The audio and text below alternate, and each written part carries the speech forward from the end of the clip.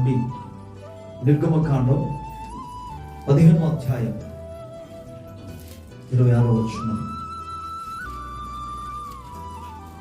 నిర్గమకాండం 15వ అధ్యాయం 26వ వచనం. మీ దేవుడైన యెహోవా వాక్కును శ్రద్ధగా విని ఆయన దృష్టికి న్యాయమని చేసి ఆయన ఆజ్ఞకు విధేయులై ఆయన కట్టలన్నింటిని అనుసరించి నడిచిన ఎడల నేను ఐగుప్తులో కలుగు చేసిన రోగములలో ఏది మీకు రానేను, నిన్ను స్వస్థపరిచే యెహోవాను నేనే అనెను. Praise the Lord. హల్లెలూయా.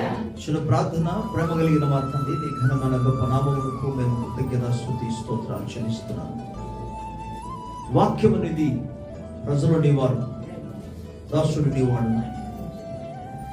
ఆది యందునైనా నీవు వాక్యము పలుకగా వెలుగు కలిగింది. నీవు మాట్లాడగా సకల సృష్టి అంతా కూడా నాయన శూన్యంలో నుండి ఉనికిలోనికి రాగలిగింది. అందును బట్టి నీ కృతజ్ఞతాస్తుతులను నేను చెల్లిస్తున్నాను. ఉదయకాల సమయం ముందు కూడా నాయన నీవు మాట్లాడు, వెలిగింపు చేయమని నాయన. ఇశ్రాయేలు జనాంగం నీ తట్టు చూడగా నాయన వెలుగు కలిగెను, వారికి వెలుగు కలిగింది. వారి ముఖమును మరి అన్నడును లజ్జింపకపోయింది నాయన. అటు రీతిలో నీ వాక్యములను దర్శించిన ఆయన నీ ప్రజల జీవితాల్లో అద్భుత కార్యం చేయమని,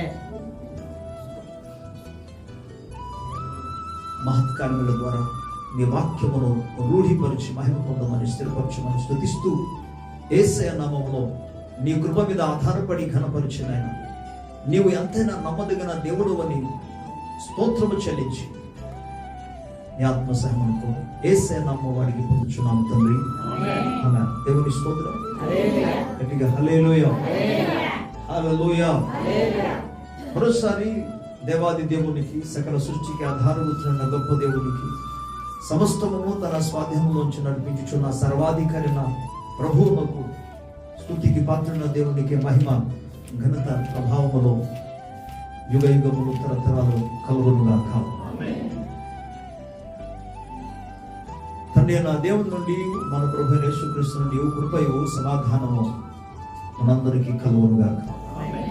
ఈరోజు దైవ వాక్యం నుండి నిర్గమకాండం 15వ అధ్యాయం 26వ వచనంలో, మీ దేవుడిని యెహోవా వాక్కును శ్రద్ధగా విని ఆయన దృష్టికి న్యాయమైనది చేసి ఆయన ఆజ్ఞలకు విధేయులై ఆయన కట్టడలు అన్నిటిని అనుసరించి నడిచిన యెడల నేను ఐగుప్తులో కలుగు చేసిన రోగములలో ఏదియో మీకు రానీయం, నిన్ను స్వస్థపరిచే యెహోవాను నేనే.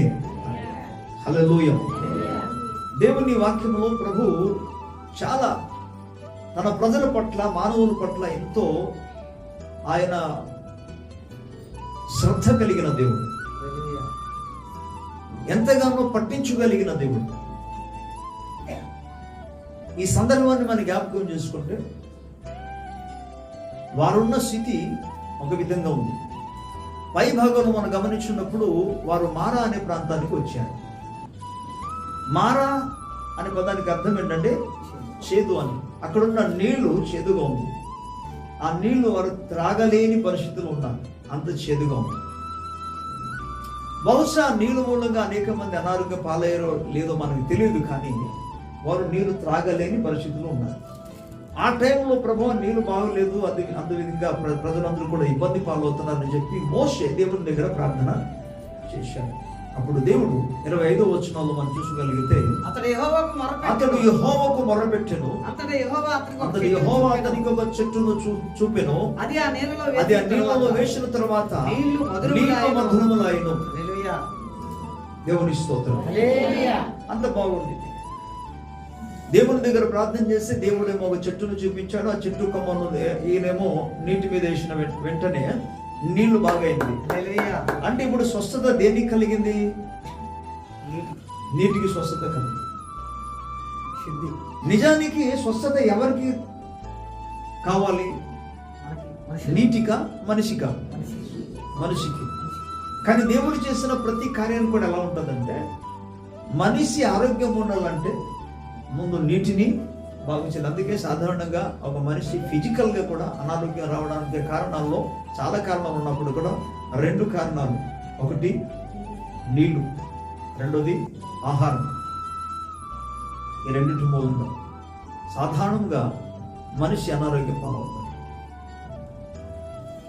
ఇశ్రాయేలు ప్రజలు ఆ నీళ్లు త్రాగడం మూలంగా అనారోగ్య పాలయ్యారు నాకు తెలియదు, కానీ ప్రభువే ఆ సందర్భంలోనికి, ఆ స్థితిలోనికి వారిని నడిపించారు, తీసుకెళ్ళాడు. నిజానికి వారిని నడిపించి తీసుకొస్తుంది ఎవరు?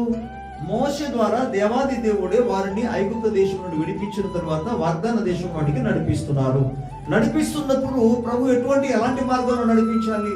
అక్కడేమో దానికి ముందుగా మనం చూస్తే ఎర్ర సముద్రంలో పయన చేసి తీసుకొచ్చాడు దేవుడు. ఎర్ర సముద్రంలో పయన చేసి 6 నెలల్లో దాటిపోజేసిన తర్వాత మంచి మార్గంలో కదా దేవుడు నడిపించాలి, చక్కటి మార్గంలో కదా ప్రభు నడిపించాలి, సుమధురంగా ప్రవహిస్తున్న జలములందు కదా నడిపించాలి. అలా కాకుండా దేవుడు మారా అనే ప్రాంతంలోనికి వారిని నడిపించాడు. అసలు ఎందుకు నడిపించాడు అంటే జాగ్రత్తగా వినండి, దేవుడి స్తోత్రం చెప్తాము. వారిని ఆ ప్రాంతంలోనికి, ఆ స్థలము గుండా ఆయన నడిపించడానికి కారణం ఏంటంటే వారితో దేవుడు ఒక వాగ్దానము చేయబోతున్నాడు. ఎలాంటి వాగ్దానం అంటే వారిని, వారి తర్వాత వారి సంతానం వారు, వారి సంతతి తర్వాత వారి తరం వారు, తర్వాత రాబో తరం వారు 4-5 తరాల వరకు, తర్వాత రాబోతున్న తరం అంతటి కూడా సరిపోయిన ఒక వాగ్దానం ఇవ్వడానికి. ఏంటి వాగ్దానం అంటే నిన్ను స్వస్థపరిచే యెహోవాను నేను దేవుని స్తోత్రం. ఈ వాగ్దానమును వారికి ఇవ్వడానికే దేవుడు ఆ స్థలానికి తీసుకొచ్చాడు. ఎందుకంటే 26వ వచనములో స్పష్టంగా ఈ మాట మనకు కనబడుతుంది. ఓకే, అండ్ 25వ వచనంలో కూడా మనం గమనించినప్పుడు అక్కడ ఆయన వారికి కట్టడ విధిని నిర్ణయించి అక్కడ వారిని పరీక్షించి అనే పదాన్ని చూస్తాం. అక్కడ వారి కొరకు దేవుడు ఒక కట్టడను, విధులను నియమించాడు. తర్వాత దేవుడు చూపించాడు. అప్పుడు ప్రభు అంటున్నాడు, మీ జీవితంలో ఎప్పుడైనా సరే ఎటువంటి పరిస్థితులు సంభవించినా మీకు స్వస్థత కలగాలంటే, ఆరోగ్యం రావాలంటే వీటిని చేయాలి అన్నాడు. ఏం చేయాలి? మీ దేవుడని యెహోవా మాటను మీరు శ్రద్ధగా వినాలి. డాక్టర్లు చెప్పిన మాట ఎంత శ్రద్ధగా వింటారు. ఒక 5-6 రకాలు టాబ్లెట్ రాసేసారు అనుకోండి, ఉదయం ఏది, మధ్యాహ్నం ఏంటి, సాయంకాలం రాత్రికి ఏంటి, ఎప్పుడు చేసుకోవాలి, భోజనం చేసిన తర్వాత తీసుకోవాలా, భోజనం తర్వాత తీసుకోవాలా, తెల్లవారు తీసుకోవాల్సిన మాత్ర ఏది, రాత్రి తీసుకున్న మాత్ర ఏది, ఇవన్నీ కూడా కన్ఫ్యూజన్ అయిపోయి డాక్టర్ గారు ఏం చెప్తారో అది శ్రద్ధగా వింటారు. డాక్టర్ గారు చెప్పిన మాట ఎంతో శ్రద్ధగా వింటారు. మరి దేవుడు చెప్పిన మాట, దేవుని మాట నువ్వు శ్రద్ధగా వింటే నీకు స్వస్థత కలుగుతుంది. చాలా జాగ్రత్తగా వినాలి. దేవుని వాక్యమే మెడిసిన్. అసలు ఈ విషయం చెప్పానా, ప్రతి ప్రపంచములో ఇప్పటి వరకు ఎన్ని రకాలైన వ్యాధి అయితే ఉన్నదో, ఎన్ని రకాలైతే అనారోగ్యం అయితే ఉన్నారో, ఒకవేళ కొత్తగా పుట్టడానికి ఎటువంటి అనారోగ్యములు వచ్చినా వాటన్నిటి కొరకు సరిపోయిన ఔషధము ప్రభు ఆల్రెడీ సిద్ధపరిచి ఉంచాడు. దేవుని స్తోత్రం కలుగుతుంది. ఆయన ఎక్కడ సిద్ధపరిచాడు అనే విషయాన్ని మీకు చెప్తాను. ఆల్రెడీ దేవుని లేఖనంలో ఉంది. ఆల్రెడీ ప్రతి వ్యాధికి, ప్రతి అనారోగ్యానికి సరిపోయిన ఔషధం అంతా కూడా ప్రభు సిద్ధంపజేసి ఉంచారు. హల్లెలూయా. బట్ వాటిని పొందుకోవడానికి ఇక్కడ అంటున్నాడు, నీ దేవుడిని యెహోవా మాట నీవు శ్రద్ధగా వినాలి. Praise the Lord. అందుకే వాక్యము వినప్పుడు మనం ఏమాత్రం కూడా డిస్టర్బ్ అవ్వకూడదు. మన మైండ్ ఏమాత్రం కూడా ఇటువైపు అటువైపు మనం తిప్పకూడదు. మన మనస్సంతా కూడా దేవుని వాక్యం మీద మాత్రం కేంద్రీకరించాలి. దృష్టి దేవుని వాక్యం మీద మాత్రం ఉంచాలి. ప్రభు స్తోత్రం కలుగు. దేవుని స్వరం మీద ఉంచాలి. ప్రభు నాతో మాట్లాడాలి అని ఆయన మాట కొరకు ఎదురు చూడాలి. శ్రద్ధగా వినాలి. స్తోత్రం. రెండోది ఏమంటుంటే ఆయన దృష్టికి న్యాయమైనది చేసి, దేవుని దృష్టికి న్యాయమైనది మనం చేయాలి. మన దృష్టికి మనం చాలా సందర్భాల్లో మనకంటే న్యాయవంతులు ఎవరు ఉండరు. మనం చేసిందే న్యాయం, కరెక్ట్ అనుకుంటాం మనం. కానీ అలా కాదు. దేవుని దృష్టికి న్యాయం. కొద్దిగా 2-3 విషయాలు జ్ఞాపకం చేస్తాను. ఇందులో న్యాయం, నీవు నీ యొక్క ఇంటిలో, నేను ఎప్పుడు నీ నుండి స్టార్ట్ చేస్తుంటా, నీవు నీ ఇంటిలో న్యాయానుసారంగా ప్రవర్తిస్తున్నావు. నీవు నీ కుటుంబంలో న్యాయానుసారంగా ప్రవర్తిస్తున్నావా? నీవు సంఘములో న్యాయానుసారంగా ప్రవర్తిస్తున్నావా? నీవు సమాజంలో న్యాయానుసారంగా ప్రవర్తిస్తున్నావా? ఇక ప్రవర్తన, నడవడిక, వ్యవహారాలు, ఇక నీ పనులు, అలాగే నీ యొక్క మాటలు న్యాయానుసారంగా ఉన్నాయా? నీ క్రియలు న్యాయానుసారంగా ఉన్నాయా? దేవుడు ఏం కోరుకుంటున్నాడు తెలుసా? నీతిని, న్యాయాన్ని కోరుకున్న దేవుడు. తన సింహాసనము కూడా నీతి న్యాయముతో ఆయన స్థాపించాడు దేవుడు. ప్రభుకు స్తోత్రం కలుగుతుంది. అందుకే దేవుడు ఎక్కడ ఏంటి అనే విషయం తనకు అధికారం ప్రాముఖ్యమైనది. ఎక్కడైనా, ఎప్పుడైనా, ఏ స్థలంలో అయినా, ఏ దేశంలో అయినా, ఏ ప్రాంతంలో అయినా సరే, లేకపోతే నీవు చేస్తున్న పని చేస్తున్న ఉద్యోగ స్థలాలు కావచ్చు, వ్యాపార రంగంలో కావచ్చు, వ్యవసాయ రంగము కావచ్చు, నీ ఇల్లు కావచ్చు, ఎక్కడైనా సరే నువ్వు న్యాయానుసారంగా ప్రవర్తించాలి. ప్రభు వాక్యం సెలవిస్తుంది, ఆయన దృష్టికి న్యాయమంది చేయాలి. హల్లెలూయా. ఎందుకు ఈ విధంగా చేయాలి? దేవుడు మెచ్చుకోవడానికి మాత్రం కాదు. ఇలాగ చేస్తే ప్రభు అంటున్నాడు, నేను మిమ్మల్ని స్వస్థ. హల్లెలూయా. హల్లెలూయా. హల్లెలూయా. సో న్యాయానుసారంగా ప్రవర్తించాలి. ఇక మూడోది మనం గమనిస్తే, మూడోది ఏమంటున్నాడు? ఆయన ఆజ్ఞలకు విధేయులై ఆయన కట్టడలన్నిటినీ అనుసరించి నడిచిన దేవుని స్తోత్రం. హల్లెలూయా. దేవుని ఆజ్ఞలకు ఏమవ్వాలి? విధేయులై. విధేయత చూపాలి. ఆజ్ఞలకు విధేయత. ఆజ్ఞ, you must do, you have to do, that's all. ఆజ్ఞ అన్న వెంటనే అది ఒక అధికారంతో కూడినది కాబట్టి తప్పకుండా నువ్వు దానికి విధేయత చూపవలసింది. ఆజ్ఞ, దేవుని ఆజ్ఞ. స్తోత్రం. మనకు తెలిసిందంత 10 ఆజ్ఞలే. 10 ఆజ్ఞల మాత్రం కాకుండా బైబిల్లో ఇంకా చాలా ఆజ్ఞలు కూడా ఉన్నాయి. వాటన్నిటి కూడా నువ్వు పాటించాలి, అనగా విధేయత చూపాలి, వాటిని అనుసరించాలి. ప్రభు నియమించిన కొన్ని కట్టడాలని చెప్పాడు, కొన్ని విధులు.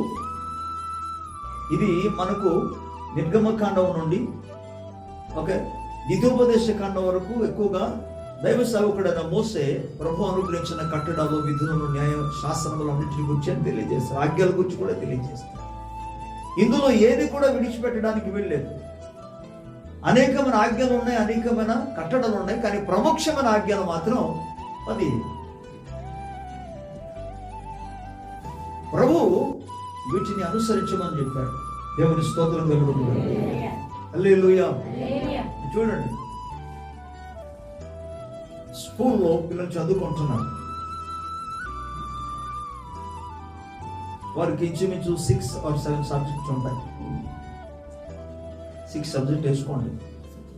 6 సబ్జెక్ట్లో 6 సబ్జెక్ట్లో 5 సబ్జెక్టులు పాస్ అయ్యి, అంటే 5 సబ్జెక్టులో పాస్ మార్క్ తీసుకొచ్చి 6వ సబ్జెక్టులో ఏమో పాస్ మార్క్ తీసుకురాలేదనుకోండి, ఇప్పుడు ఈ వ్యక్తి పాస్ అవుతాడా, ఫెయిల్ అవుతాడా? ఏం 5 సబ్జెక్టులో పాస్ అయిపోయాడు, బాగానే తీసుకొచ్చింది కదా. అంటే ఒక్క సబ్జెక్ట్లో ఫెయిల్ అయినా ఫెయిల్ అయింది. దేవుని ఆజ్ఞల విషయంలో అనేక మంది ఆ రీతిలోనే ఫెయిల్ అవుతున్నారు. ప్రతి వాక్యంలో ప్రభు అనుగ్రహించిన ప్రతి ఆజ్ఞలన్నిటి కూడా మనం అనుసరించుచూ రావాలి. అందుకే క్రొత్త నిబంధనలో దాన్ని భారముగా కాకుండా తేలికగా చేసినాడు. తేలికగా చూడడానికి ఆ విధంగా ప్రభు ఇచ్చిన పాత నిబంధనలు అనుగ్రహించిన ఆజ్ఞలను కూడా జ్ఞాపకం చేసుకుంటే ప్రజలందరూ కూడా, ఇస్రాయేల్ ప్రజలంట అది మోయసఖ్యము కాని భారముగా కాడిగా ఉండేదని ఎంచుకున్నారు. వారు మెడ ఎత్తడానికి అవకాశం లేనంత కాడిగా మారింది. అందుకే యేసు ప్రభు వారు మత్తయి సువార్త 11వ అధ్యాయము 28, 29 వచనంలో ఏం మాట్లాడతాడంటే, ప్రయాసపడి భారం మోసుకుంటున్న జనులారా నా యొద్దకు రండి, నేను మీకు విశ్రాంతిని. ఎందుకంటే వారు ఆజ్ఞను పాటించడానికి ప్రయత్నము చేస్తూ చేస్తూ చేస్తూ నిష్ఫలమయ్యారు కాబట్టి, విఫలమైపోయారు కాబట్టి, వారు అలసిపోయారు కాబట్టి ప్రభు అంటున్నాడు, నా దగ్గరికి రండి, నేను మీకు విశ్రాంతి ఇస్తాను. కాబట్టి నేను కూడా ఇస్తాను, భారం ఇస్తాను, కానీ నాది ఎలా ఉంటది? నేను సాత్వికుడను, దీన మనస్సు గలవాడను. మీ మీద నా కాడి మీ ఎత్తుకొని మీద నా కాడి ఎత్తుకొని నా యొద్ద నేర్చుకోండి, నా దగ్గర నేర్చుకోండి. అప్పుడు మీ ప్రాణములకు విశ్రాంతి ఆ, దేవునికి స్తోత్రం కలుగును. ప్రియులారా, యేసు ప్రభు వారు మనకు నేర్పిస్తున్న విషయం ఏంటంటే, తానిచ్చిన ఆజ్ఞ ప్రకారంగా, కాడి అంటే ఇక్కడ గమనించారు, తానిచ్చిన ఆజ్ఞ ప్రకారంగా ఎవరైతే నడుస్తాడో అది సులువుగా ఉంటుందని. ఏలనగా నా కాడి సులువుగా, నా కాడి సులువుగాను, నా భారము తేలికగా, నా భారము తేలిగ్గా ఉంటుంది. దేవుని స్తోత్రం. అందుకే ఏమి ఇచ్చారు ఆజ్ఞ? మీ దేవుడిని యెహోవా ఆజ్ఞ అంటే మనం విన్నాం, అది 10 ఆజ్ఞలు కూర్చున్నాయి. కానీ క్రొత్త నిబంధనలు యేసు ప్రభు ఇచ్చిన ఆజ్ఞ ఏంటంటే, ఇదిగో నేను మీకు క్రొత్త ఆజ్ఞని ఇచ్చుచున్నాను, నేను మిమ్మల్ని ప్రేమించిన ప్రకారం, నేను మిమ్మల్ని ప్రేమించిన ప్రకారం మీరు కూడా ఒకరినొకరిని ప్రేమింపవలెను. అది దేవుని స్తోత్రం కలుగు. మనం ప్రేమిస్తున్నారా? నేను మిమ్మల్ని ప్రేమించిన ప్రకారం మీరు కూడా ఒకరినొకరిని ప్రేమించాలి. ఎలాంటి ప్రేమ అది? నేను ప్రేమించినట్టు. దేవుని స్తోత్రం. సో ఆ ఆజ్ఞలన్నీ కూడా అనుసరించి నడిచిన, మీకు క్రొత్త నిబంధన పాత నిబంధన వ్యత్యాసం అని తెలియజేస్తున్నాను. పాత నిబంధన ప్రభు ఇచ్చిన ఆజ్ఞలన్నీ కూడా, కట్టడాలన్నీ కూడా విన్న వెంటనే ఇది ఎలాగవుతుంది అని ఎలా సాధ్యమవుతుందని వారు భయముతో వణికిపోయి చాలా సందర్భాలు చేస్తూ ప్రయత్నం చేస్తూ అలసిపోయారు. దాన్ని క్రొత్త నిబంధనలు యేసు ప్రభు ఏమన్నారంటే, అలా ఏం కాదు, సింపుల్ గా చెప్తాను వినండి అంటూ, జస్ట్ మీ దేవుడని యెహోవాను పూర్ణ హృదయముతో, పూర్ణ ఆత్మతో, పూర్ణ శక్తితో, పూర్ణ బలముతో, పూర్ణ మనస్సుతో నువ్వు ప్రేమింపవలను. రెండవదిగా నీ పొరుగు వాడిని ప్రేమించమన్నాడు. అంటే ప్రేమ అన్న వెంటనే ముందుకు కొద్దిగా రావడానికి అవకాశం ఉంది. కానీ ఆజ్ఞలో ఉన్నట్టుగా ఆజ్ఞ చెప్పిన వెంటనే ఇశ్రాయేలు ప్రజలకి అది వారి వల్ల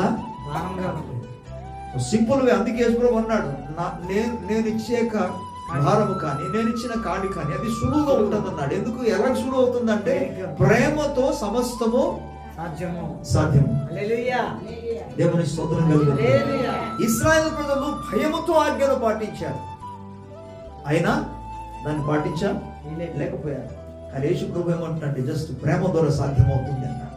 అవునా కాదా? ప్రేమ ద్వారా సాధ్యం. ప్రభుకి స్తోత్రం కలుగును. బిగ్గరగా హల్లెలూయా. ఇవన్నీ కూడా మీకు చెప్పడం లేదు, కానీ గమనించండి, ఆయన ఆజ్ఞలను, ఆయన కట్టడలను, విధులను అనుసరించి నడిచిన ఎడల, వినేసి వెళ్ళిపోయిన వాళ్ళ కాదు, విన్నవారు ధన్యులే. కానీ ఎవరైతే దాన్ని అనుసరిస్తారు, ప్రభుకి స్తోత్రం. ప్రభు అంటున్నాడు, అలాగూ చేస్తే ఐగుప్తులకు కలుగు చేసిన రోగములలో ఏది నేను మీకు రానియను. దేవుని స్తోత్రం. అంటే ఎవరు అడ్డుపడతారు? దేవుడు అడ్డుగా వస్తాడు. రాని అని అన్నాడు అంటే నేను చూసుకుంటానని అర్థం, నిన్ను కాపాడుతానని అర్థం, నీకు ఆరోగ్యం ఇస్తానని అర్థం. దేవునికి స్తోత్రం కలుగును. రాకుండా నేను చూస్తానన్నాడు, అంతే. దేవునికి స్తోత్రం కలుగును. ఐగుప్తులు కలిగించిన రోగములలో అంటూ ఉన్నాడు, మంచి పదాలు వాడారు అక్కడ. ఏది స్తోత్రం అంటే ఒక విధంగా చెప్పాలంటే, అనారోగ్యము, వ్యాధి, ఇవన్నీ కూడా ఎవరికి సంబంధించింది?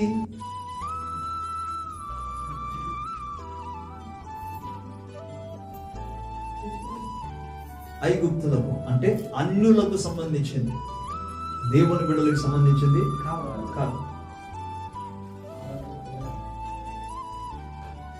దేవుని యొక్క సురక్షితమైన రెక్కల నీడలో ఉన్న వారికి అనారోగ్యం రావడానికి వీల్లేదని ప్రభు అంటున్నాడు. దేవుని స్తోత్రం. హల్లెలూయా. సో అనారోగ్యం రావడానికి అనేకమైన కారణాలు ఉన్నా, ప్రభు చెప్పిన మాట మనం ఫాలో చేయగలిగితే ఆయన నిశ్చయంగా స్వస్థపరుస్తాడు. అందుకంటాడు, మేము స్వస్థపరచు యెహోవాను నేనే. హల్లెలూయా. అంటే ఏం చేస్తే స్వస్థత వస్తుంది? ప్రభు మాట శ్రద్ధగా ఆయన దృష్టికి న్యాయమైన చేసి, ఆయన ఆజ్ఞలను, విధులను, కట్టడలను అనుసరించి నడిస్తే అప్పుడు స్వస్థత. Praise the Lord. వైద్యుల దగ్గరికి వెళ్ళండి, వైద్యుల దగ్గరికి సామాన్యంగా వెళ్ళండి, మెడిసిన్ తీసుకోండి, తప్పు కాదు. అది పాపమని ఎక్కడ రాయబడలే. ఇశ్రాయేలు ప్రజలు కూడా వారికి అనారోగ్యం వచ్చినప్పుడు అంటే వారు బేతలకు వెళ్ళారు. గుగ్గిలం అనే పదం కూడా అక్కడ వాడారు. అంటే కొన్ని చెట్లు, కొన్ని రకాల చెట్లు వేరు కావచ్చు, దాని యొక్క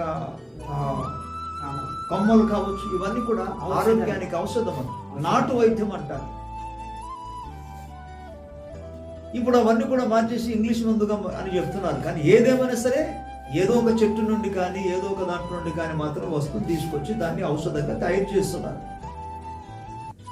ఇక్కడ ఏమంటాడంటే, మీరు వాళ్ళ దగ్గరికి వెళుతున్నారు, స్వస్థత పొందడానికి ప్రయత్నం చేస్తున్నారు, కానీ స్వస్థత రావట్లేదు. అంటే ఎవడు స్వస్థపరచాలి? దేవుడే స్వస్థపరచాలి. ఆయన స్వస్థపరచకపోతే ఏమి జరగదు. దానికి బైబిల్ గ్రంథం నుండి కొన్ని మాట చెప్తాను. ఇప్పుడు రాజుల గ్రంథంలో 5వ అధ్యాయంలో నయమాను ఒక వ్యక్తి కనబడతాడు. అతడు సిరియా దేశపు రాజుకి సైనాధిపతిగా ఉన్నాడు. ఈ సైనాధిపతిగా ఉన్నాడన్న వెంటనే తనకు పెద్ద ఉద్యోగం అని అర్థం, పెద్ద అధికారి అని అర్థం. ఈ పెద్ద అధికారికి రాజుగారు అంటే చాలా ఇష్టం. రాజు అతన్ని ఎంతగానో ప్రేమించాడు. ఎందుకంటే అతని మూలముగా దేవుడే అతని మూలముగా విజయము అనుగ్రహిస్తున్నాడు. కాబట్టి అతడు అంటే రాజుగారికి ఎంతో ప్రేమ. ఇప్పుడు అతని కొరకు రాజు ఏం చేయమని కూడా చేయడానికి సిద్ధంగా ఉన్నాడు. అంటే అతని దగ్గర అధికారం ఉంది, అతని దగ్గర డబ్బు ఉంది, అన్ని ఉన్నాయి. మరి వైద్యుడి దగ్గరికి వెళ్ళలేదైనా? వెళ్ళలేదా? వెళ్ళున్నాడు. వెళ్ళినా స్వస్థత రాలే. నేను అడిగే ప్రశ్న ఏంటంటే, నువ్వు వైద్యుడి దగ్గరికి వెళ్ళావు కదా, నీ చేతిలో డబ్బు ఉంది కదా, మరి ఎందుకు నీకు స్వస్థత రాలే? ఎవరు స్వస్థపరచాలి? అందరూ చెప్పాలి. యెహోవా తండ్రి అన్న దేవుడు స్వస్థపరిస్తేనే స్వస్థత. నువ్వు మెడిసిన్ మొత్తం అన్నంలాగా నువ్వు మింగేసినా, అందుకు ఎవరో ఒక ఆయన అన్నాడు, ఎవరో తెలియదు కానీ, నువ్వు ఆహారం మితముగా తీసుకుంటే టాబ్లెట్లు మాత్రలను కూడా మాత్రలాగానే తీసుకుంటావు, ఆరోగ్యం వస్తాయి. లేదు, ఆహారం కానీ మితం లేకుండా తీసుకున్నావు అనుకో, కొంతకాలం అయిన తర్వాత టాబ్లెట్లే అన్నం లాగా ఉంటుంది. ఇప్పుడు అన్నం నువ్వు మితంగా తీసుకోవాల్సిన టాబ్లెట్ల మారుతుంది. అంటే అన్నం ఎక్కువ తిన్నవారు, ఆహార పదార్థాలు ఎక్కువ తిన్నవారు రాబో దినాలు ఎలా తయారవుతారు? టాబ్లెట్లు ఎక్కువ తింటారు. ఇప్పుడు టాబ్లెట్లు ఎక్కువ అయిపోయి ఇప్పుడు అన్నం ఎంత తినండి కొంచెం తీసుకోమని అంటే అయిపోయింది దాని పని. ఈ బాధలన్నీ ఎందుకు? ప్రభు సముఖంలో దేవుని మాట ప్రకారంగా మనం ప్రవర్తిస్తే ప్రభు స్వస్థపరుస్తాడు తప్ప వైద్యులు కాదు. అందుకే నయమాన్ దగ్గర మళ్ళా నయమానికి ప్రభు ఇశ్రాయేలు దేశపు చిన్నది ద్వారా ప్రభు సంధించి తాకి ప్రేమతో తెలియజేయగా మళ్ళా ప్రభువే స్వస్థపరిచాడు తన మాట ప్రకారంగా. దేవుని స్తోత్రం కలుగును. కొత్త నిబంధనలు ఒక మాట చెప్తాను, స్వస్థపరిస్తే ప్రభువే స్వస్థపరచాలి, వైద్యులు కాదు, ఔషధం కాదు అని చెప్పడానికి రుజువులు మీకు చెప్తాను. మనకందరికి తెలిసిన ఒక అద్భుతమైన వాక్య భాగం ఉంది. 12 సంవత్సరాల వరకు రక్తస్రావం కలిగిన ఒక స్త్రీ మనకు కనబడుతుంది. ఆమె అనేక మంది వైద్యుల దగ్గరికి వెళ్ళి, ఉందా లేఖనంలో, ఎన్నెన్నో తిప్పల పడి తనకున్నదంతా అంటే డబ్బు ఉందా, ఉంది, డబ్బు ఖర్చు అయిపోయింది, ఇప్పుడు చేతులు ఏమీ లేదు. ఎంతో మంది వైద్యుల దగ్గరికి వెళ్ళింది. ఎవరు చెప్పిన పలానా డాక్టర్ చూడండి, పలానా డాక్టర్ దగ్గరికి వెళ్తే ఎలాగవుతుందని అంటే చెప్పిన డాక్టర్లు అందరి దగ్గరికి వెళ్ళింది, చేతుల్లో డబ్బులంతా అయిపోయింది. మరి డాక్టర్ దగ్గరికి వెళ్ళావు, డబ్బులు ఖర్చు పెట్టావు, మెడిసిన్ మొత్తం మింగావు, కానీ స్వస్థత పడిందా? మార్కు స్వస్థలు అంటాడు, మత్తయి స్వస్థలు కూడా మరింత సంకటపడిను. అంటే ఈ మెడిసిన్ తీసుకున్న తర్వాత ఏం కలిగింది? మరి ఎక్కువైంది తప్ప తగ్గలే. ఎందుకు? అదే మరి ఆన్సర్. స్వస్థపరిస్తే దేవుడు స్వస్థపరచాలి. అందుకు ప్రభు అంటున్నాడు, మిమ్మును స్వస్థపరిచే యెహోవాను నేనే, కాబట్టి నా దృష్టికి మీరు న్యాయం అనేది చేయాలి, నా మాటలు మీరు శ్రద్ధగా వినాలి, నా ఆజ్ఞను అనుసరించి మీరు నడిస్తే నేను మిమ్మల్ని స్వస్థపరుస్తాను. హల్లెలూయా. రెండో భాగాన్ని మీకు దీనికి లింక్ చేస్తూ మరొక వాక్యం చెప్తాను. దేవుని వాక్యము మెడిసిన్ లాంటిది. దేవుని వాక్యమే మెడిసిన్. అందుకే దాన్ని శ్రద్ధగా మనం వినాలి. ప్రభు స్తోత్రం. ఏంటి మెడిసిన్? సామెతల గ్రంథం 4వ అధ్యాయం 20వ వచనం.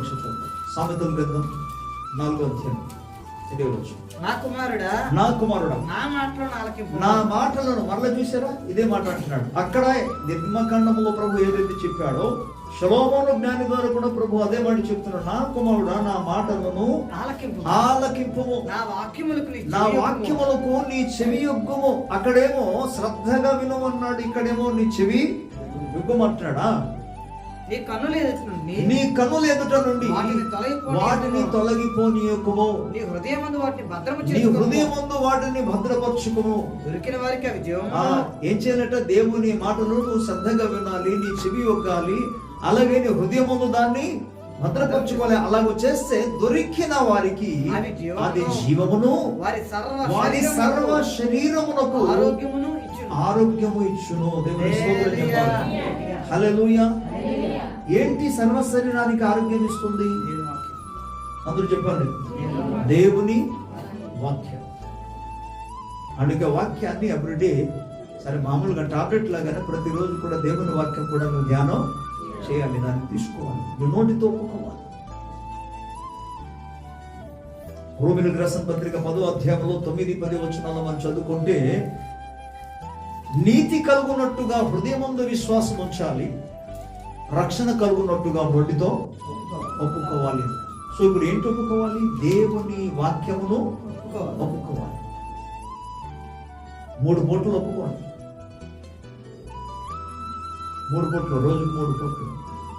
ఎన్నిసార్లు అయితే అన్నిసార్లు దేవుని వాక్యమును ఒప్పుకోవచ్చు. ఈ మెడిసిన్ తీసుకోండి, మిగతా మెడిసిన్ ఏదైనా సరే ఎక్కువ తీసుకున్నాం అనుకో, అది సైడ్ ఎఫెక్ట్ ఇచ్చేస్తుంది. కానీ దేవుని వాక్యం ఎన్నిసార్లు తీసుకున్నా దేవుని స్తోత్రం, క్షేమం కలిగి ఉంటారు, ఆరోగ్యం కలిగి ఉంటారు. ప్రభు స్తోత్రం. దొరికిన వారికి అది జీవమును, వారి సర్వ శరీరమునకు ఆరోగ్యం. హల్లెలూయా. ఓకే, ఎక్కడ సిద్ధపరిచి ఉంచాడు ఈశ్వరు మన కొరకు? ఆ మెడిసిన్ అంతా కూడా సిద్ధపరిచి ఉంచానని చెప్పాను. ప్రతి వ్యాధికి సరిపోయిన మెడిసిన్ అని చెప్పాను. అదే యేసు ప్రభు వారి రక్తం. యెషయా గ్రంథం 53వ అధ్యాయం 4-5 వచనం ప్రకారంగా, నిశ్చయముగా అతడు మన రోగములను భరించుకొనెను, మా వ్యసనములను వహించిన. అయినను మనం దేవుని చేత ఆయన మొత్తబడిన వానిగాను, బాధింపబడిన వానిగాను, శ్రమ నొందిన వానిగాను మనం అతన్ని ఎంచితిమి. మన అతిక్రమ క్రియల కొరకు ఆయన గాయపరచబడ్డాడు, మన దోషముల కొరకు ఆయన నలగొట్టబడ్డాడు. సమాధానమైన శిక్ష అతని మీద పడెను, అతడు పొందిన దెబ్బల చేత మనకు స్వస్థత కలుగుచున్నది. దేవుని స్తోత్రం. హల్లెలూయా. కనీసం ఇప్పుడైనా బైబిల్ తెరవండి, ఈ పదం చదవండి అందరు కలిసి. దేవుని స్తోత్రం. యెషయా గ్రంథం 53వ అధ్యాయం 4-5 వచనం. అందరూ తెరవాలి, అందరూ చదవాలి. ప్రభు స్తోత్రం కలుగుతారు. హల్లెలూయా. Thank you Jesus. తెచ్చారు అందరూ? యెషయా గ్రంథం 53వ అధ్యాయం 4-5 వచనం. మీకు కొంతమంది ఇంకా తెరవలేదు, పేజ్ నెంబర్ చెప్పాను. తెచ్చిన వాళ్ళు 614. మీకు త్వరగా తీయడానికే సహాయం చేస్తున్నాం అంతే. పేజ్ నెంబర్ చెప్పినా ఇంకా తీయలేదా? ఓకే, స్తోత్రం. కమాన్. నిశ్చయముగా అతడు, అందరూ చదవాలి.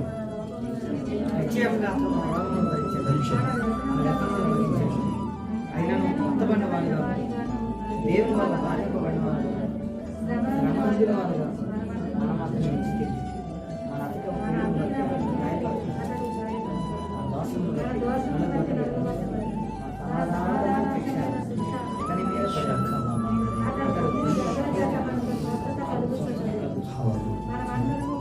అతడు చాలు. ఓకే, సరే. కొంతమందికి చదవడానికి అవకాశం లేదు, నేను చెప్పిన మాట ఏమైనా చెప్పండి. ఓకే.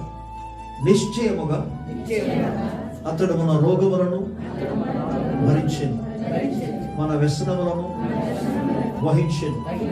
ఆయనను దేవుని చేత మొత్తబడిన వానిగాను, శ్రమ నొందిన వానిగాను, బాధ నొందిన వానిగాను మనం అతన్ని ఎంచితిమి. మన అతిక్రమ క్రియల కొరకు ఆయన గాయపరచబడెను, మన దోషముల కొరకు ఆయన నలువగొట్టబడెను. మన సమాధానార్థమైన శిక్ష ఆయన మీద మోపబడెను. ఆయన పొంది ఉన్న దెబ్బల చేత మనకు స్వస్థత కలుగుచున్నది. ఆమేన్. హల్లెలూయా. చాలా మంది భక్తులు, చాలా మంది దైవ సేవకులు సహితం ఈ వాక్యమును వారు ధ్యానం చేసినప్పుడు, ఈ పదాలను తమ నోటితో ఒప్పుకొనినప్పుడు ఇన్స్టెంట్ గా తక్షణమే స్వస్థత పొందిన వారు అనేక మంది. సో ఈ మెడిసిన్ ని ఆల్రెడీ, ఎందుకంటే యేసుప్రభువు వారు పాపముగా చేయబడింది మన నీతిమంతులుగా తీర్చడానికి, యేసుప్రభువు వారు శాపగ్రస్తుడుగా మారింది మన శాపం నుండి మనం విడిపించడానికి, యేసుప్రభువు వారు దరిద్రునిగా మారింది దరిద్రత నుండి మనల్ని విడిపించడానికి. కానీ యేసుప్రభువు వారు గాయాలు పొందింది, దెబ్బను అనుభవించింది మాత్రం మన స్వస్థత కొరకు. దేవుని స్తోత్రం. అంటే ఆయన గాయములు పొంది దెబ్బను అనుభవించి ఆ దెబ్బలు గాయాల మూలముగా ఆయన స్వస్థత అంతా కూడా సంపూర్ణముగా వెళ్ళపెట్టి ఆయన సిద్ధపరిచి ఉంచారు. ఇప్పుడు దాన్ని పొందుకోవడానికి ప్రభు మాటలు మన శ్రద్ధగా విని ఆయన దృష్టికి న్యాయం అనేది చేసి ఆయన వాటిని మనం అనుసరించి నోటితో ఒప్పుకొని దొరికిన వారికి అది జీవం, సర్వ శరీరమునకు ఆరోగ్యం అవుతుంది. దేవుని స్తోత్రం కలుగుతుంది. హల్లెలూయా. రెండో భాగాలు మీకు జ్ఞాపకం చేసిన 23వ అధ్యాయంలో 25వ వచనం, నిర్గమకాండం 23:25వ వచనంలో, నీ దేవుడినైన యెహోవానే సేవింపవలెను, అప్పుడు ఆయన నీ ఆహారమును నీ పానమును దీవించును, నేను నీ మధ్య నుండి రోగము తొలగించుదును. హల్లెలూయా. స్తోత్రం చెప్పాలి. ప్రభువును సేవించడం ద్వారా, ఇప్పుడు సెకండ్ పీస్ చెప్తున్నారు. రెండోదిగా ప్రభువును సేవిస్తే ఇక్కడ రాయబడింది, నేను నీ ఆహారమును పానీయాన్ని దీవిస్తాను, తర్వాత నీ మధ్య నుండి నేను రోగమును. స్తోత్రం చెప్పాలి. అంటే ఆహారాన్ని పానీయాన్ని దీవించడం ఏంటి అంటే, సాధారణంగా ఇంతకు ముందు మీకు చెప్పినట్టుగా అనారోగ్యం అనేది సామాన్యముగా ఆహారము మూలముగా పానీయాల మూలంగా వస్తున్నాయి. అందుకు ప్రభు ఏమన్నాడు అంటే, నేను దాన్ని దీవిస్తాను. మీకు అనారోగ్యం వచ్చిన తర్వాత మెడిసిన్ ఇప్పిస్తాను అనలేదు. నేను నీ ఆహారమును పానీయాన్ని దీవిస్తాను, అలాగూ చేసి మీ మధ్య నుండి నేను రోగమును. దేవుని స్తోత్రం కలుగును. బట్ దానికి ఆయన షరతు ఇచ్చాడు ఏంటంటే, నీ దేవుడని యెహోవానే సేవించు. నీ జీవితంలో దేవుని తప్ప, యెహోవా దేవుని తప్ప మరి ఇతర ఏ దేవుళ్ళు కాడ ఉండడానికి వెళ్ళు. ఆయనకు మాత్రము సేవించు. హల్లెలూయా. ఆయన సేవించి చూడు, ప్రభు తప్పకుండా కార్యం చేస్తాడు. పాల్ గారు బ్రెయిన్ లో స్ట్రోక్ వచ్చి చెయ్యి పని చేయలేని స్థితిలో వచ్చాడు. It is very serious. 85 years ఉన్న వ్యక్తి మళ్ళీ తిరిగి రికవర్ అవ్వడం అనేది అసాధ్యం. అయితే మనకు తెలుసు దేవునికి అసాధ్యం అన్నది ప్రభు స్తోత్రం. బట్ ప్రభువు తనని స్వస్థపరచడానికి కారణం ఈజ్ సర్వింగ్ గాడ్. దేవుణ్ణి ఆయన సేవించుచున్న కారణాన్ని ప్రభు ఆలకించాడు. సంఘం చేసిన ప్రార్థన ఆలకించి దైవికమైన స్వస్థత ఆయన కలుగు చేశాడు. నిన్న వారం సాక్ష్యం చెప్పింది ఏంటంటే, అక్కడికి వెళ్ళడం మాత్రం వెళ్ళారు తప్ప వాళ్ళు ఎటువంటి ట్రీట్మెంట్ చేయలేదు. ఎందుకు? ప్రభు ఆల్రెడీ కూర్చాడు. స్తోత్రం. హల్లెలూయా. ఆయన నమ్మదగిన దేవుడు. ఆయన సేవిస్తే ఆయన స్వస్థపరుస్తాడు. ఆయన సేవిస్తే నీ ఆహారంలో నీ పానీయాన్ని ఆయన దీవిస్తాడు. అంటే దీవెన అనే పదంలో మరో అర్థం ఏంటంటే, ఆరోగ్యకరమైన ఆహారం ఇస్తాడు, ఆరోగ్యకరమైన పానీయాన్ని దేవుడు ఇస్తాడు. ప్రభు స్తోత్రం కలుగుతుంది. హల్లెలూయా. ఓకే, బైబిల్ గ్రంథంలో అనేకమైన మాటలు ఉన్నా మనం వాటిని కూడా ధ్యానం చేయట్లేదు. జస్ట్ కొద్ది మాటలు మనం ధ్యానం చేసుకుందాం. కీర్తన గ్రంథం 41వ అధ్యాయం. కీర్తన గ్రంథం 41వ అధ్యాయం.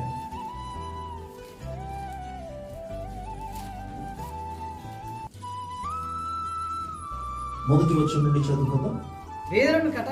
బీదలను కటాక్షించువాడు ధన్యుడు. ఆపత్కాలమందు యెహోవా వానిని తప్పించును. యెహోవా వానిని కాపాడి బ్రతికించును.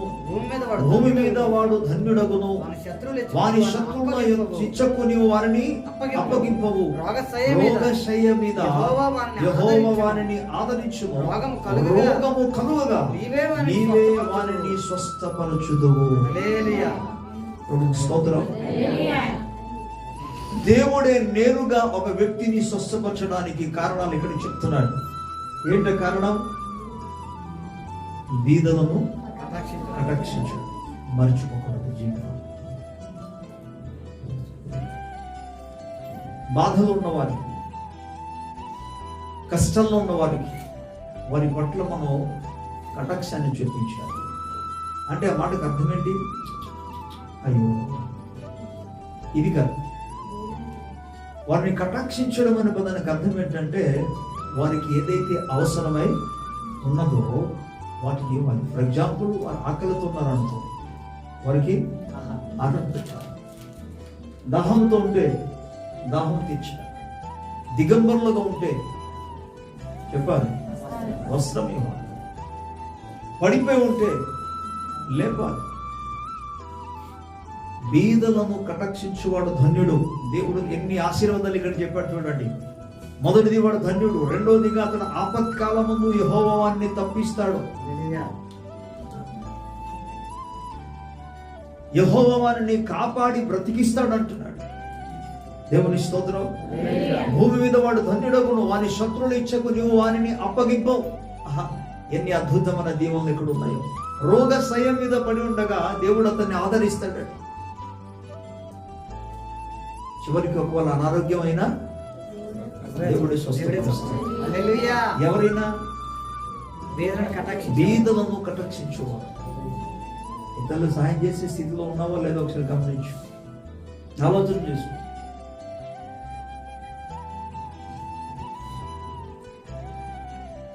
నీవు కూడా దీనస్థితిలో నుండి ఉన్నప్పుడు ప్రభు నిన్ను కనికరించి కటాక్షించి ఈ స్థితి వరకు లేపి తీసుకొచ్చాడు. అందుకు అటువంటి దీనస్థితిలో ఉన్న వాడిని జ్ఞాపకం చేసుకోవాలి. యాక్చువల్లీ దేవుని బిడ్డలుగా ప్రతి ఒక్కరు కూడా ఏది కలిగి ఉండాలంటే కటాక్షం అంటే హెల్పింగ్ నేచర్ కలిగి ఉండాలి. ఇతరులకు సహాయము చేయటం అని ఆ స్వభావం కలిగి ఉండాలి. ఎప్పుడు ఇంకొకరు ఇస్తే తీసుకోవడం స్వభావం కాదు. హెల్పింగ్ నేచర్ అనేది చాలా ప్రాముఖ్యమైనది. అది దేవుని స్వభావం. ప్రభువు స్తోత్రం. హల్లెలూయా. దేవుడు ఇస్తూ ఇస్తూ ఇస్తూ ఇస్తూ ఇస్తూ ఇస్తూ ఇస్తూ వస్తే వస్తున్నాడు. అంతేనా? ఎప్పుడైనా ఆపేసుకున్నాడా, లాగేసుకున్నాడా? లేదండి, మేము కూడా ఇస్తున్నాం దేవునికి. ఏమి ఇస్తున్నావు నువ్వు? దశమభాగం ఇస్తున్నావు. దశమభాగం ఇచ్చావు. ఆయన ఇస్తే కదా ఇచ్చావు. ఆయనకి ఇచ్చేదేంటి? ఆయన ఇచ్చాడు కాబట్టి నువ్వు ఇస్తున్నావు. దేవునికి మనం చేయగలిగింది అసలు ఇక్కడ ఏమి లేదు. దేవునికి ఇవ్వగలిగింది ఏమి లేదు అసలు. ఒకవేళ మనం ఏమైనా ఇచ్చామని అంటే ఆయన మనకు ఇచ్చిందే. దేవుని స్తోత్రం. అందుకే చాలా మంది భక్తులు అంటారు, నాకు ఉన్నదంతా కూడా నీదే ప్రభు, నువ్వు ఇచ్చిందే నాయన, నువ్వు ఇచ్చిందే ఎవ్రీథింగ్, నాకంటూ అసలు ఏమీ లేదు. Everything is belongs to God. Even our life కూడా దేవుందే, సమస్తం అయింది. కనుక ఏమంటాడంటే తోటి సహోదరి సహోదరులకు ప్రత్యేకంగా ఎవరైతే దీనస్థితులు ఉన్నారో వారికి మనం సహాయము చేసే స్థితిలో ఉన్నారు. ఇది మీరు సహాయం చేయండి అని మీకు ప్రోత్సహించడం కాదు. నేను చెప్పేది ఏంటంటే నువ్వు అలా చేయగలిగితే ఇక్కడ ఉన్న ప్రతి ఆశీర్వాదమును అనుభవిస్తావు. అందులో ఒక ఆశీర్వాదం ఏంటంటే నువ్వు రోగశయ్య మీద పడి ఉన్నప్పుడు ప్రభు నిన్ను ఆదరిస్తాడు. రోగము కలుగగా నిన్ను స్వస్థపరుస్తాడు. దేవుని స్తోత్రం. పాయింట్ వైజ్ గా చెప్తూ వస్తున్నాను. నంబర్ 1, దేవుని మాట శ్రద్ధగా వినాలి. ఓకే, వాటిని మీకు చెప్తాను. స్వస్థత. నంబర్ 2, దేవుణ్ణి సేవించాలి. నంబర్ 3, ఇక్కడ మనం చూస్తున్నాం బీదలను కటాక్షించాలి. దేవుని స్తోత్రం. ప్రభు మాట విని ఆయన చెప్పినట్టుగా మనం చేయాలంతే. Then God will heal. Hallelujah. ఈ సంఖ్యాకాండంలో 21వ అధ్యాయంలో మనకు కనబడుతుంది.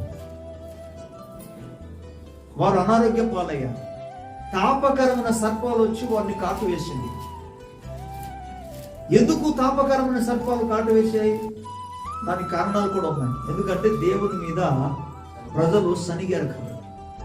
సనగవద్దు, దేవుని మీద సనగవద్దు, ఎవరి మీద సనగవద్దు. ఏది జరిగినా నా మేలు కోసం అని అంగీకరించి దేవుని స్తుతించాలి. స్తోత్రం. అంతే, నువ్వు శనిగావనుకో నీకు కాటు. తాపకరమైన సర్పం వచ్చి కాటు వేస్తే వాళ్ళందరూ మళ్ళీ ఇబ్బంది పాలైపోయి చాలా మందికి ఈ గాయాల మూలంగా ఇబ్బంది కలిగి నొప్పితో బాధతో కొంతమంది చనిపోయిన స్థితిలో కూడా వచ్చేస్తే మోసే వచ్చి అప్పుడు వెంటనే అంటున్నారు, సనుగు అంటే ఏమనుకుంటున్నారు మీరు? సనగడం అంటే మేము యెహోవాకును నీకును విరోధంగా మాట్లాడి పాపం చేసి. పాపము. సనుగు అంటే ఏంటి? అది పాపం. వాళ్ళు ఒప్పుకున్నారు, అయ్యా మోస దగ్గరికి వచ్చి మేము దేవునికి విరుద్ధంగా మీకు విరుద్ధంగా తప్పు చేసాం, అయ్యా పాపం చేసాం, ప్లీజ్ క్షమించండి, మా కోసం ప్రార్థన చేయండి అన్న వెంటనే మళ్ళా మోసే ప్రభు దగ్గర ప్రార్థన చేశాడు. అప్పుడు దేవుడు అన్నాడు, ఓకే, ఇత్తడి సర్పం కూడా తయారు చేసి స్తంభం మీద పెట్టు. స్తంభం మీద పెట్టిన తర్వాత దాని వైపు నిదానించి అందరికి చూడమని చెప్పుకున్నా. ఎందరైతే దాని వైపు నిదానించి చూచారో వాళ్ళందరూ స్వస్థత పొందారు. దేవుని స్తోత్రం కలుగుతుంది. ఇక్కడ పాయింట్ ఏంటంటే దేవుని మాట ఏది చెప్తుందో అది మనం తప్పకుండా చేయాలి. ఇప్పుడు ఒక ఎగ్జాంపుల్ చెప్తాను. నేను ఎగ్జాంపుల్ కదా, ఒరిజినల్ విషయమే, వాస్తవమే. ప్రభుకి స్తోత్రం. వారికి గాయాలు ఎక్కడ ఉన్నాయి? సర్పము, తాపకరమైన సర్పం వారికి కాటు వేసింది. ఎక్కడుంది ఆ కాటు లేదా గాయాలు? ఎక్కడుంది? వారి శరీరంలో ఉంది, వారి బాడీలో ఉంది. ఓకే, సర్పం ఎక్కడుంది? ఇత్తడి సర్పం ఎక్కడుంది? స్తంభం మీద ఉంది. గాయాలేమో వీరి శరీరంలో. ఆ ఇత్తడి సర్పం ఏమో స్తంభం మీద. యేసు ప్రభు తండ్రి అన్న దేవుడు ఒక నియమం పెట్టాడు. Only just believe in the word, that's all. దేవుని వాక్యం మీద నువ్వు విశ్వాసం ఉంచాలంతే, నమ్మిక ఉంచాలి, అని చెప్పింది చేయాలంతే. ఇప్పటి కాలంలో ఉన్న తెలివి లేని అజ్ఞానంలో అయితే జ్ఞానం కలిగి జీవిస్తూ ప్రవర్తిస్తున్నామని తెలివి లేని వాళ్ళు ఏమంటారు? ఇప్పటి కాలంలో అయితే చెప్పండి. నీకు బాడీలో ఎక్కడో ఒక ప్రాంతంలో నొప్పిగా ఉంది, నీ శరీరంలో ఎక్కడో ఒక ప్రాంతం నొప్పిగా ఉంటే అక్కడ ముట్టకుండా ఏరే స్థలాలు ముట్టారు అనుకోండి, అక్కడ కాదరా బాబు నాకు ఎక్కడ నొప్పి వస్తుందని చూపిస్తారు కదా. వాళ్ళప్పుడు అనారోగ్యము, గాయాలు ఉన్నది, కాటులు ఉన్నాయి, వీళ్ళు బాడీలో ఉంటే దేవుడు అంటున్నాడు ఆ బాడీ అంతా కూడా వదిలేయండి, నొప్పిని ఎవ్రీథింగ్ పక్కన పెట్టేసి దాన్ని చూడమంటున్నాడు. దేన్ని చూడాలి? ఇత్తడి సర్పం వైపు మీరు చూస్తే ఇక్కడికి మీకు స్వస్థత కలుగుతుంది అంటున్నాడు. ఇదే ఆలోచన మనిషికి ఉన్నది అనుకో. ఇప్పుడు కాలంలో లాంఛన నాకు బాధేమో ఎక్కడ ఉంటే అటు చూడమంటారు ఏంటి? అందుకే కదా ఈ నయమాన్ వచ్చి అంటాడు, అదేంటయ్యా నువ్వు నా దగ్గరికి వచ్చి నా మీద చేతులు ఆడించి ఒకవేళ అలాగే నన్ను స్వస్థపరుస్తావు అంటే నువ్వు వెళ్ళిపోయేమో సముద్రంలో మునుగు, ఆ నదిలో మునగమంటావేంటి? అరే ప్రభు ఏం చెప్పాడు అది చెయ్యి అంతే.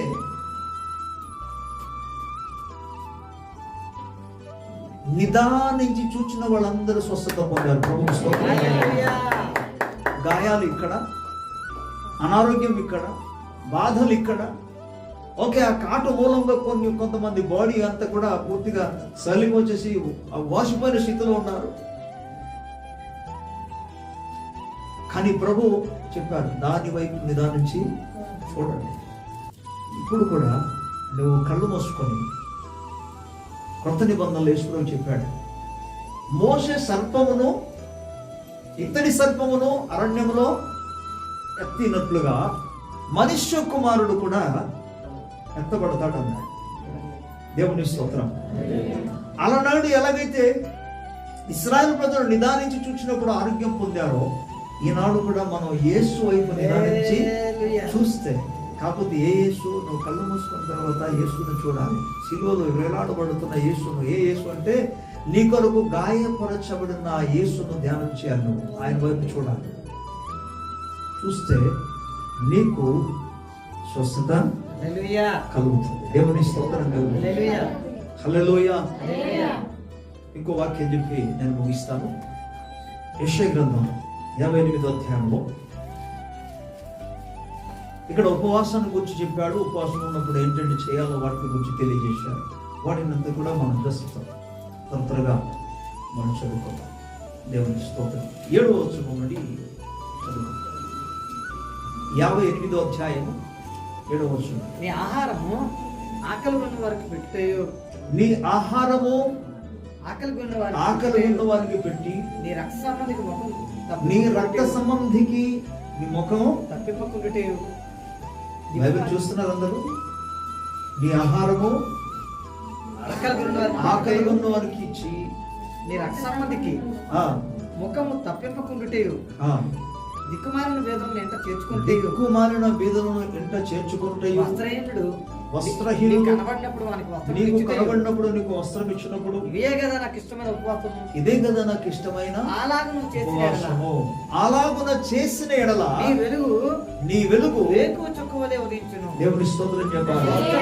నీకు శీఘ్రం అలాగ చేస్తే నీ వెలుగు వేకువ చుక్క వలె ఉదయించును. ఉదయిస్తుంది. స్వస్థత నీకు నీకు శీఘ్రముగా శీఘ్రముగా లభించును. హల్లెలూయా.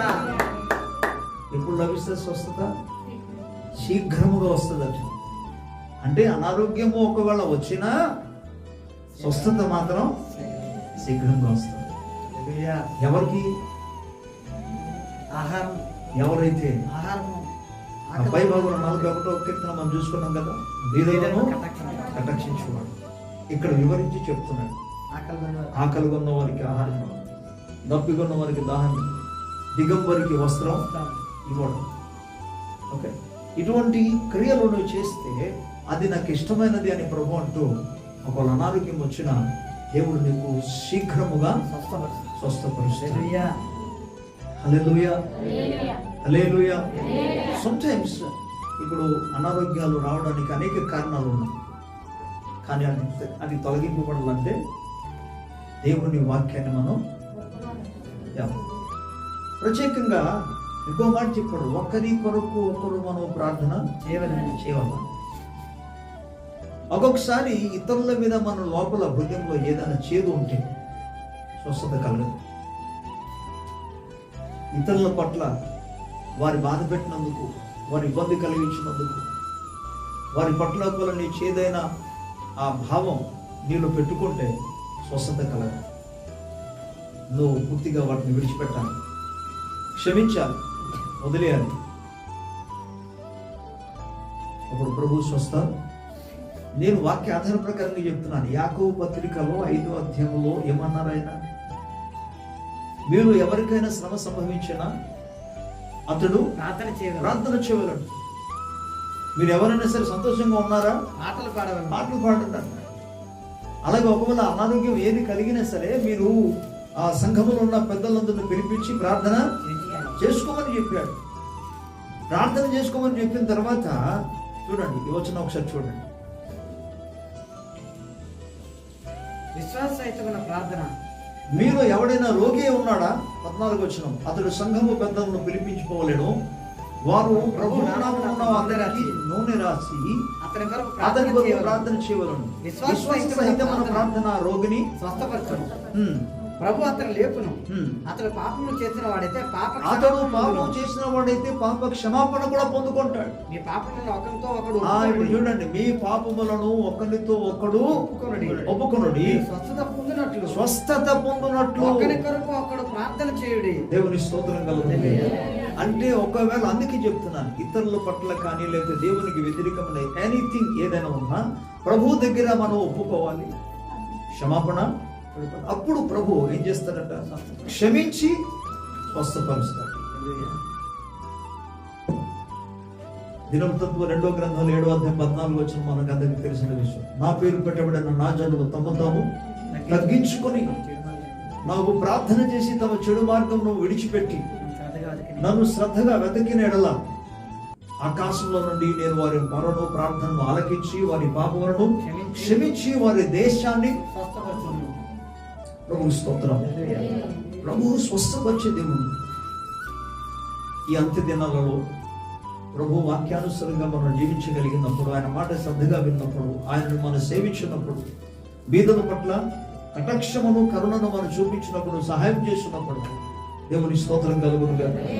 ఆయన వాక్యమందు మనం నమ్మిక వచ్చినప్పుడు హీలింగ్ అనేది ఆటోమేటిక్ గా ప్రభావం గ్రహిస్తాడు, ఆయన ఆదరిస్తాడు. Praise the lord.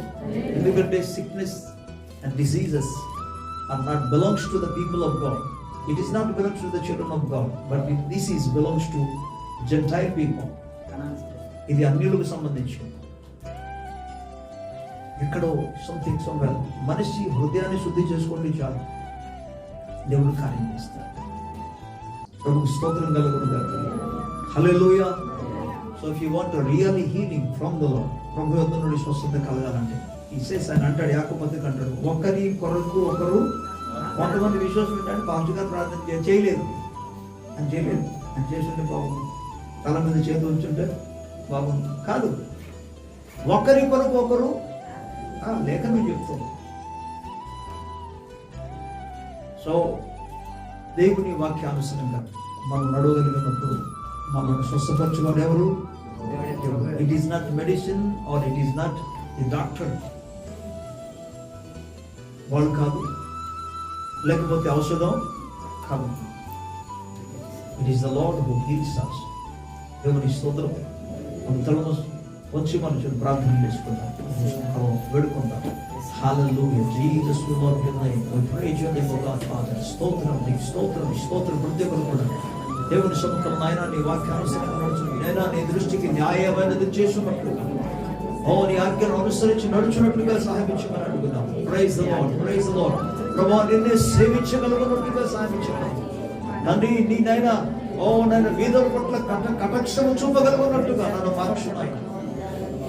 ప్రభు సముఖంలో వేడుకుంటాం, నీ వాక్యము నమ్మున్నట్టుగా, నీ వాక్యము దొరికిన వారికి అది జీవమును, వారి సర్వ శరీరమునకు ఆరోగ్యము. కాబట్టి నీ మాటలు నా హృదయంలో భద్రపరచుకోవడానికి థ్యాంక్ యూ లార్డ్. ఒకవేళ ఈరోజు ఎవరైనా సరే అనారోగ్యం ఉన్నా, ఇతరుల మీద నీకు ఎటువంటి చేదు భావం ఉంటే ఇప్పుడే వాటిని సంపూర్ణంగా తీసి పెరిగి పారివేసి క్షమించండి. దేవుడు నిశ్చయముగా ఆయన స్వస్థపరుస్తాడు. ఇప్పుడు నువ్వు ఒప్పుకోండి, ఇప్పుడే ప్రభు నిన్ను స్వస్థపరచడానికి ఆయన సమర్థుడు. ఆయనకు అసాధ్యమైనది ఏది లేదు. తరచుగా వచ్చే ప్రతి వ్యాధి ఒకవేళ అది దుష్టుని మూలంగా కలిగితే గమనించాలి.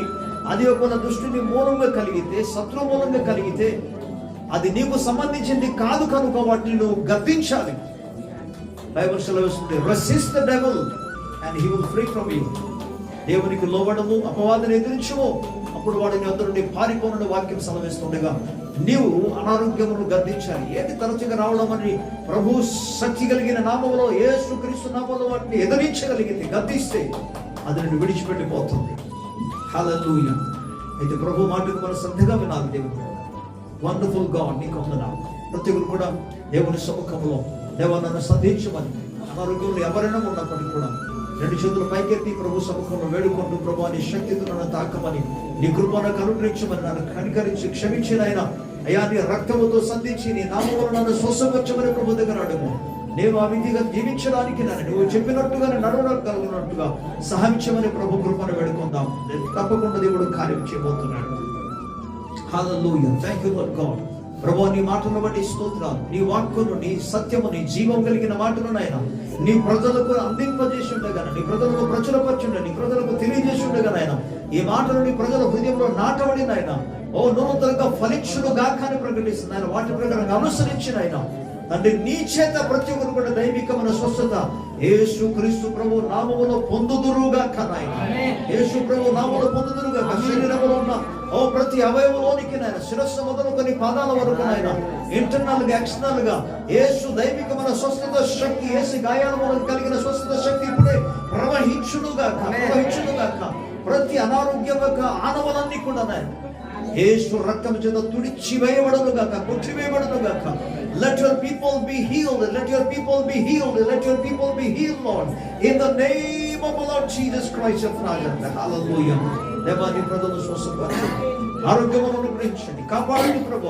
నీవే స్వస్థపరిచే దేవుడవు నాయన. వైద్యులు కాదు నాయన, ఔషధము కాదు నాయన, నీ మీద ఆధారపడుచున్నాము నాయన. నీ వైపు చూస్తున్నాము తాను సిలువలో వేలాడబడుతున్న మానవతో గాయపరచబడి దెబ్బలు అనుభవించిన ఆయన రక్త సిక్తముగా ఉన్న నీ వైపు కనులెత్తుచున్నామని ఆయన నీ వైపు చూస్తున్నామయ్యా. Let your healing flow Father, let your healing flow now in the name of Lord Jesus. స్తోత్రం ఆయన. We break every power of the sickness in the name of our Lord Jesus. We break every power of the weaknesses in the name of Jesus. Amen. We break every power of the diseases in the name of our Lord Jesus. Amen. Freedom in the name of the Lord Jesus. స్తోత్రమునైనా మహిమ మీకే. ఈ వాక్యమునైనా సజీవమై బలము గలదై రెండొంచలు గల ఖడ్గము కంటే ఆయన ఎటువంటి ఖడ్గము కంటే వాడిగలదై ప్రాణ ఆత్మ మూల్గులను సహితమునైనా ఆయన విభజించేంత మట్టుకు దూరుచున్నాయి. హల్లెలూయా. నీ దైవికమైన స్వస్థత ప్రసాదించునుగాక. స్తోత్రం. ఇప్పుడే నాయన యేసు శక్తి కలిగిన నామములో నీ దైవికమైన స్వస్థత ప్రతి ఎముకలలో ప్రతి ఒక్క నరములలో నాయన ప్రతి ఒక్క శరీరంలో ఎముకల్లో మూలుగుల్లోనికి ప్రవహించునుగాక. Thank you for doing your work. మహిమ మీకు ఆరోపిస్తూ యేసు ప్రభు నామములో అడుగుచున్నాము తండ్రి. ఆమేన్. God bless you.